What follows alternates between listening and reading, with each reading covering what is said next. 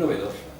Introduce por vez primera un medio de control de los incentivos fiscales por parte del Estado y de la Comisión Europea. ¿Qué ha ocurrido? Porque hasta ahora, cuando uno se lee la normativa del REF, reguladora del REF, con relación a los incentivos, no aparece ningún tipo de control, y era lógico que no apareciera. ¿Por qué? Porque el Estado legislaba, contaba con la anuencia de la Comisión Europea, es decir, con el control de la Comisión Europea, y cuando la Comisión Europea daba su visto bueno, evidentemente el Estado publicaba la norma ya definitivamente. Pero previamente el control lo llevaba a cabo los servicios de la Comisión Europea, que tenían que analizar esas características, si había adecuación o no a los requisitos de las ayudas de Estado de carácter regional y toda la normativa comunitaria, y ese era fundamentalmente el control. Por eso en la legislación interna no se hablaba de control. Pero es que ahora la situación es diferente. ¿Por qué? Porque dentro de la nueva reglamentación de las ayudas de Estado, por eso se demoró el tema de la aprobación de los incentivos, aprobada en junio del año pasado, de 2014, el control ahora va a diferir. Ya no es necesario ir a la Comisión Europea, a los servicios de la Comisión, aunque se haya hecho ahora en este último Real Decreto Ley.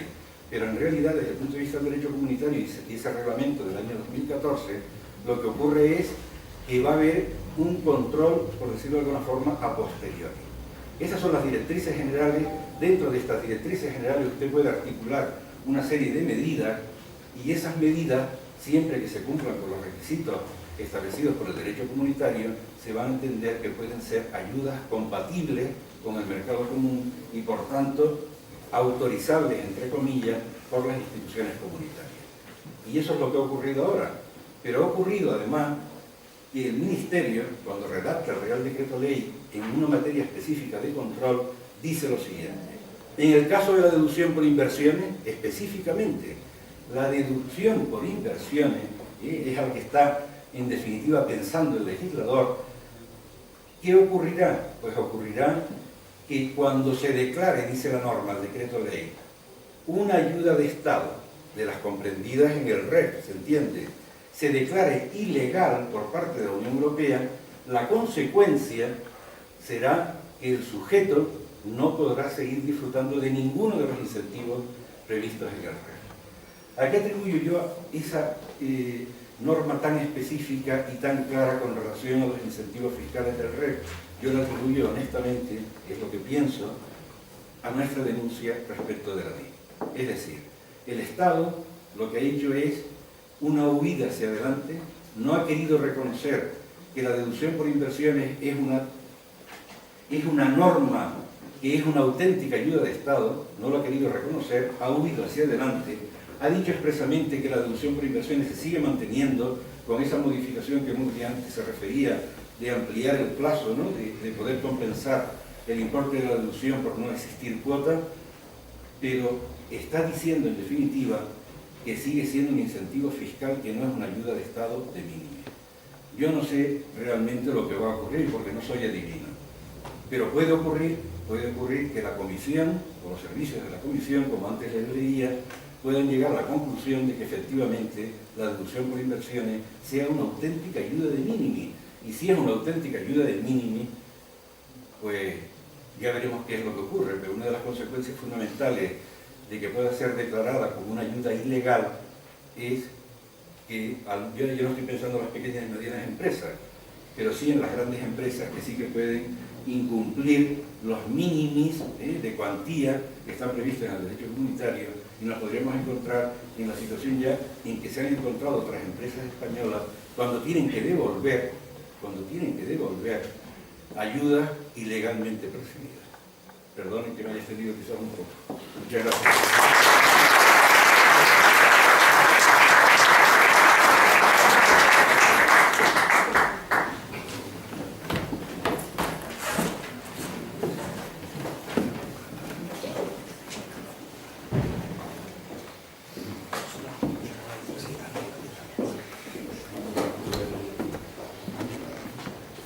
Ahora sí puedo decir que son buenas tardes. Estamos un poco fuera de plazo, pero bueno, haré tecnología del ministro Wert, que lo que hagamos en 4 años lo hagamos después en 3. Por tanto, 75% de mi intervención era lo previsto. Bueno, en principio yo he puesto aquí un primer mapa de lo que entendíamos históricamente. La cátedra persigue una visión histórica, una visión jurídica, una visión social, económica, sociológica. Todo el mundo, digamos, puede ser partícipe con sus opiniones. Si es multidisciplinar, pues mucho mejor. Yo voy a hacer aquí una pequeña evolución histórica, pero la voy a pasar rápidamente, puesto que tengo que ganar tiempo, ¿no? Hemos puesto 1507, que es cuando se puso que en Canarias prácticamente no deberían existir impuestos al consumo. Hoy lo percibimos, es un pilar básico del REF. Nuestros impuestos, el impuesto general indirecto canario, es mucho más bajo, aunque sea el 7%, mucho más bajo que el resto del territorio. Esto viene digamos, del acervo histórico que se ha planteado en Canarias. En los siglos XVI y XVII nos especializamos en exportables: el azúcar, el vino, el plátano, el tomate, el turismo, siempre de calidad, y siempre hemos exigido libertades comerciales. Libertades comerciales que hoy, por ejemplo, los políticos dicen en aeropuertos, en puertos, en muchas cosas. Entonces se entiende, digamos, el discurso histórico, se adapta a cada circunstancia. Esos, digamos, se consagran en el REF con la declaración de Puertos Francos de 1852 de Bravo Murillo, pero sigue estando la legislación del 72, y comparto que el 72, y me he leído todos los periódicos del 72, quisiera estar en el 72, era nacido, pero no sabía de esto mucho. 1972, sí, la sociedad canaria participó de forma relevante en esa confección. También hay que decir que fue un REF que pretendía ser un estatuto de autonomía de Canarias.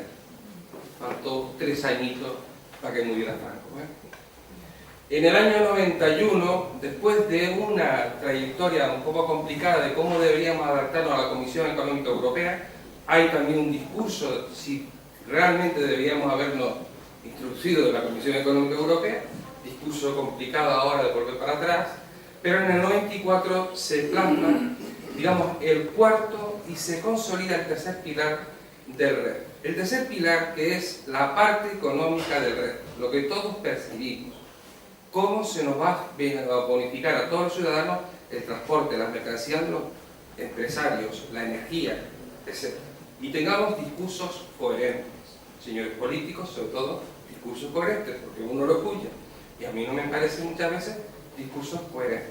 Por lo menos no lo encajo mentalmente, ¿vale? En el año 2003 y 2004 siempre la inseguridad jurídica. ¿Por dónde se arreglaba la inseguridad jurídica? Pues por las leyes de acompañamiento a los presupuestos generales de Estado, según actuara a quien le perjudicaba, pues le señalaba al político: arreglámelo por leyes de presupuesto. Y después hay 2 grandes modificaciones: la del 2006, que fue una reforma integral, parte fiscal, parte económica, realizada, no lo olvidemos, después de un periodo de expansión que nunca volveremos a ver. El crecimiento nunca en la historia ha crecido a tasa de 2 dígitos, siempre a un dígito, un 1%, 2%, 3%, de Jesucristo hasta aquí. No pensemos que eso es una anomalía histórica, pensemos por donde lo miremos y no volveremos. ¿Cuál es la diferencia en 2014? Que venimos de una crisis y por tanto el legislador piensa distinto en épocas de expansión que en épocas de crisis. Por eso los antecedentes, los anteriores ponentes decían: han mejorado esto, han ampliado esto, por ese planteamiento, digamos, de concepción. En definitiva, una cosa que ha ido evolucionando, es finalista, comparto con Guillermo, se puede evaluar dónde están esos estudios. Yo les pregunto a los consejeros, viceconsejeros, cuando tengo oportunidad, existen, pero no están en manos nuestras. Si no están, pues algo dudoso siempre es, pero existen algunos. Es heterogéneo, no son solo medidas fiscales, no son medidas económicas, y es evolutivo, y así debe ser, porque el REF debe adaptarse a los problemas que tengamos en cada siglo, y los de ahora no son los mismos que el siglo XVI. Esos son los 4 pilares básicos del REF, pero yo quisiera poner sobre la mesa, nunca mejor dicho, sobre la mesa, lo he puesto sobre la mesa. Estoy en profesor de Bolonia, es el federalismo fiscal. y que no se nos escape, y aquí seamos claros. ¿Cuál es el federalismo fiscal interno? Me porciona una mente. Hay una bolsa de impuestos del RED que se reparte entre la comunidad autónoma, cabildos y ayuntamientos. Pues bien, hubo un discurso de cuál era la competencia que deberían tener esas tres administraciones. Aclárense primero ustedes en sus competencias y luego díganme cómo va a ser ese reparto entre comunidad autónoma, cabildos y ayuntamientos, porque eso sí nos va a afectar a los ciudadanos. Y segundo, el federalismo más importante todavía y más difícil y técnicamente muy difícil, no tenemos ni especialistas, y es cómo encajar el RED en el régimen de financiación de las comunidades autónomas de régimen común, es decir, excepto Navarra y el País Vasco. Porque lo que nos dan por una mano, ya sabemos, los canarios, los del pueblo, lo sabemos muy bien, hablamos clarito, no nos pueden quitar por la otra mano. Y es, te doy el RED, pero cuando voy a poner la financiación en las comunidades autónomas, ya yo te lo resto porque no comprendo eso muy bien. Por tanto, ahí nos jugamos, que eso está en ciernes, cómo va a ser la financiación de las comunidades autónomas fundamentalmente. Y eso va a afectar a todos los ciudadanos que tengan sus hijos en colegios públicos, que vayan a la sanidad pública, etc.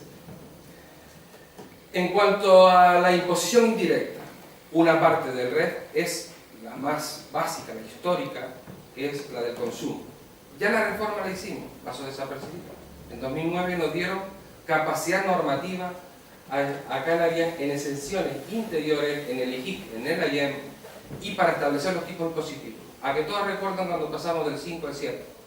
Y acá ahora recuerdan, ustedes ponen, yo pongo la radio siempre que venía en el coche y digo a los políticos, no, queremos pasar otra vez al 5. Yo siempre me pregunto, digo, cuando se pasó del 5 al 7 era para mantener los servicios esenciales de Canarias, porque no cuadraba el presupuesto. Lo hicieron en 2012 con la ley 4/2012, que es una ley que es un hito histórico. Por primera vez en Canarias, desde Canarias, dice cuáles van a ser los tipos. Una cosa que estamos de acuerdo en la CEP, en lo que se tributa. Básicamente, para no aburrirles mucho, eso se hace con 4 criterios. Es decir, cuando yo miro la ley digo, esto es lógico que sea equitativo para los ciudadanos, no es un impuesto para redistribución de riqueza, no nos olvidemos. Para eso se inventaron los impuestos directos. Pero los impuestos indirectos, bueno, pues el pan de celíaco debería estar igual que el pan normal. Antes no, antes esa ley. Oye, debería estar igual. Pues me parece bien, han puesto, yo creo que los celíacos tienen derecho a comer pan. ¿Vale? Esas pobres o ricos. ¿Tienen lugar a eficiencia? ¿Están afectando a factores productivos esenciales de Canarias? ¿Quieren un discurso coherente en externalidades? ¿Quieren proteger el medio ambiente? ¿O el petróleo es para unas cosas y el IGIC del petróleo es para otras? Si quieren poner, por ejemplo, todo lo vamos a asumir, internalidad. Una internalidad es, por ejemplo, queremos poner el impuesto más alto a los que fumen tabaco. Aquí los que no fuman tabaco dirán que sí, los que no fuman, ¿vale? Pero yo digo, bueno, lo misma lógica para el petróleo. Subamos los impuestos para que se consuma menos petróleo. Diremos que no porque todos consumimos. Y además porque es un factor productivo y además porque afecta a la equidad. Es decir, es un tema complejo, pero hagamos discursos coherentes. Eso en cuanto a la imposición, que no se ha discutido, se marcó una ley y no trascendió al resto de la sociedad. En cuanto a los impuestos, a la parte económica, que es la parte que no está en el RED. Ven que yo he puesto, curiosamente, no lo sabía que existía aquí, he puesto un globo terráqueo que se llama Ordafer, ¿vale? ¿Qué es el Ordafer? Es de 1492 y no tiene América. ¿Por qué en 1492 no está en ese globo terráqueo hecho por un alemán América? Porque no sabía que existía América. Cristóbal Colón lo descubrió en 1492, pero llegó en 1493.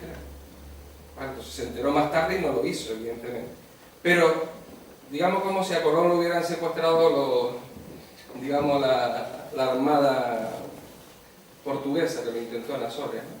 Pues aquí pasa lo mismo. Así, cuando nosotros miramos en diciembre, porque nos enteramos por el BOE, y a mirar la parte económica, digo, pues aquí quitaron América. No está la reforma.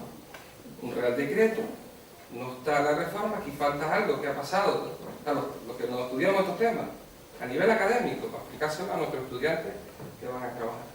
No está la parte económica. Muy bien, no sabemos qué partidas presupuestarias en los presupuestos generales del Estado, ¿vale? Cómo va a ser la energía, el agua, tal, para mitigar los costes de la lejanía y la fragmentación. Muy bien, eso se tendrá que negociar. Pero, ya nos lo ha dicho Europa, también pongamos medidas para favorecer, y aquí hemos gastado tiempo gratuito en mucha gente, ¿vale? De poner nuestro esfuerzo socialmente para ver si se cambia esto para beneficio de la sociedad canaria, de mejorar nuestras fortalezas, no solo mitigar las cosas negativas.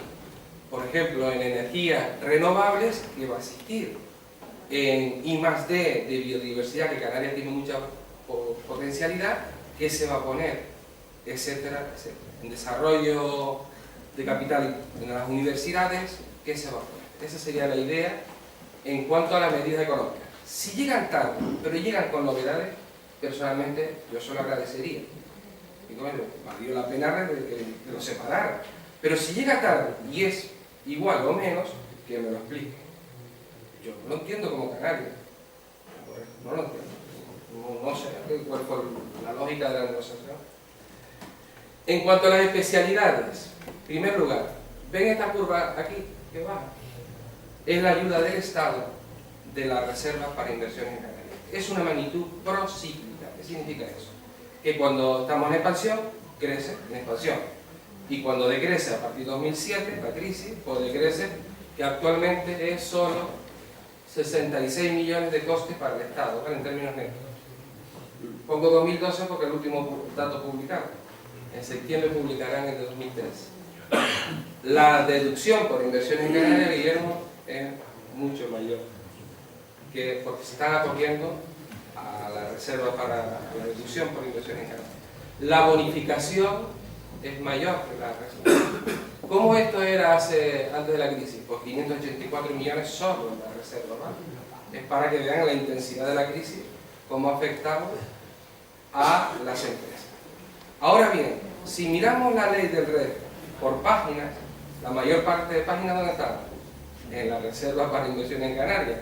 Si esto no crece, la mayor parte de las páginas me da a mí que no la voy a aplicar a mis estudiantes porque no va a tener mucha importancia, ¿vale? La bonificación. ¿Se ha modificado la bonificación? No, exactamente mismo articulado. Mismo, no se ha cambiado ni un punto, ni una coma. ¿Es un incentivo fiscal importante? Sí, más importante actualmente que la reserva. ¿Es un incentivo fiscal pacífico? Sí, pero afecta a un sector por una sentencia de 2011. El sector, sobre todo el que exporta plátanos a la península y al resto de la Unión Europea, puesto que reciben subvenciones para exportar el plátano, y esas subvenciones no se pueden acoger a esta bonificación. Hasta esa fecha sí podían, a partir de 2011 no pueden. La Cámara de Comercio de Tenerife se lo recuerda, así que, oiga, mira si puede arreglar esto usted en la negociación, pero no ha podido ser. Hay una inseguridad que a medida que los incentivos fiscales crecen, pues lógicamente también crece el interés por la parte de Hacienda. Y hay una inseguridad clara en qué se entiende por rendimiento derivado de la venta de bienes corporales. Sería muy oportuno que en el reglamento se clarificara esto para que quien se acoja pues no tenga problemas. En cuanto a la disposición transitoria cuarta de la DIC, pues comparto lo que ha dicho Guillermo. No entiendo cómo puede estar una disposición adicional con más edad que los egresados de la universidad. No habían nacido cuando era disposición transitoria. Yo transitoria entiendo algo transitorio. Si es permanente, ponla en la estructura. Si tú crees realmente en el incentivo, y una ayuda de Estado necesaria, aunque yo soy más partidario de la RIC porque persigue autofinanciación, no permite crecimiento para endeudamiento, por eso no soy partidario de la RIC, no por otra cosa, sino por un tema de propia autonomía financiera de las empresas. Pero quizás la omisión que yo tengo que decir aquí es que no entiendo qué hace en una disposición transitoria. En una legislación, hoy lo entiendo un poquito más. En cuanto a la reserva para inversión en Canarias, ustedes saben que la reserva es para inversión productiva, muy bien, para que nuestras empresas puedan comprar maquinaria, edificios, etcétera, y pueda haber, digamos, capital comercial. También para infraestructuras públicas, esto a algunos no les gusta, a través de deuda pública, y empleo, que es la gran promesa, y voy terminando, la gran promesa de esta reforma, y es que se genere empleo, bien por la zona especial canaria, bien a través de la reserva para inversión en Canarias. Hubo un gran debate en Canarias y solicitud de que se socializara la RIC, y es que entrara también posibilidades a que el ahorro de las rentas del trabajo se pudieran acoger a la reserva para inversión en Canarias. ¿Cómo? Muy fácil, a través de la suscripción de deuda pública, porque es una ayuda al funcionamiento. ¿Por qué los profesionales que tienen despacho pueden acogerse a los de la RIC y capten deuda pública y no lo puede hacer un profesional? Es decir, si ayuda al funcionamiento, es decir, no se comprende desde el punto de vista ni tributario ni económico. Eso se expuso y, curiosamente, defendido por los empresarios, fundamentalmente por la conferencia empresaria. Eso también es, digamos, digno de admiración, ¿no? No se ha incluido, ha cambiado, como señalaba Antonio, en el periodo 94-2006, periodo anterior a la crisis, cualquier beneficio se podía poner a la RIC, llega la expansión, el legislador tributario no acepta por, digamos, definición, de todo, es todo lo que huela a especulación y todo lo que huela a rentas. Y por tanto, todo lo que no afecta una actividad, lo asocia a especulación, lo prohibió, activos financieros, renta, lo prohibió. Se quedó en actividades y ahora vuelve a abrir otra vez el abanico porque necesita que crezca. Y queda la duda, como decía Antonio, dice, bienes, se entienden también los derechos, es un tema un poco técnico, contable, veremos el reglamento por esta interrogación que tenemos aquí y probablemente sí, yo espero que sí lo considere, pero volvemos otra vez con ese deseo de expansión. Y para terminar, en cuanto a la materialización, en qué podemos invertir, cuáles son mis críticas ahí, no se ha considerado lo que se llama economía de opción. Parece que le da igual que inviertas en DIC o que en RIC, y no es igual. Si tú dotas en RIC, tienes que crear reservas en los fondos propios. ¿Qué significa eso? Que cuando vaya a vaca gorda, tú tienes unos fondos propios suficientes y no tienes puedes aguantar más, digamos, las tormentas. Y eso hace que haya menor destrucción del empleo. En segundo lugar, no se priorizan las inversiones. Esto se dijo en el 72, se ha dicho en todas las modificaciones. Parece da igual que tú inviertas en el sector hotelero, que hemos estado en un sector maduro, que invierta en I+D de última generación con unos riesgos altísimos. Debería haberse incentivado algunos sectores. Esto se puede hacer técnicamente, ¿vale? Sin perjudicar al resto de los sectores productivos. No se destaca mucho el capital intelectual. ¿Qué es capital intelectual? Por ejemplo, en el tema de cine, capital intelectual, hay cosas, pero también todo lo que hay más de innovación, en la RIC no se pone como una deducción, con una deducción del 40%, pero sinceramente, yo que estuve un tiempo dedicándome a predicar esto, hasta me dieron un premio a Hacienda, que no sé para qué sirvió, me he cansado, digo, esto no tiene futuro. O me dedico a hacer innovación, a ver si algún día sale algún proyecto, ¿vale? Porque solo hay uno en Canarias que se haya acogido a la deducción por I+D. Así que esa es la realidad, ¿no? Y el último y menos importante es que no se adapta a la estructura organizativa. En Canarias hay aproximadamente 1000 grupos empresariales y unas empresas dotan y debería haberse facilitado que otras pudieran invertir sin coste de transacción, sin obligarles a ampliar capital. Eso se podría hacer técnicamente, se hace para otros incentivos y se podrían hacer para esto.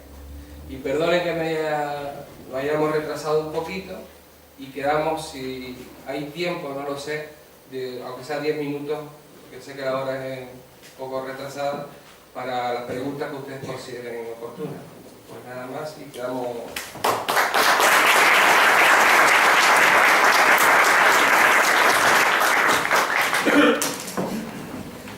Los ponentes, si quieren, pasan por aquí, tenemos un coloquio breve.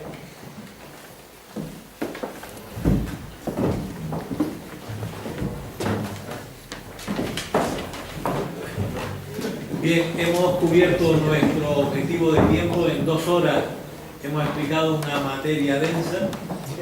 El hecho de que hayan sido ponentes distintos y que hayamos querido destacar solo lo más importante, pues hace más amena esta cuestión. Y abrimos ahora el coloquio sobre cualquiera de los temas que hemos dado aquí o cualquiera de los temas que se les ocurren, pidiéndole que sean breves para que todos podamos ir a comer a una hora prudente.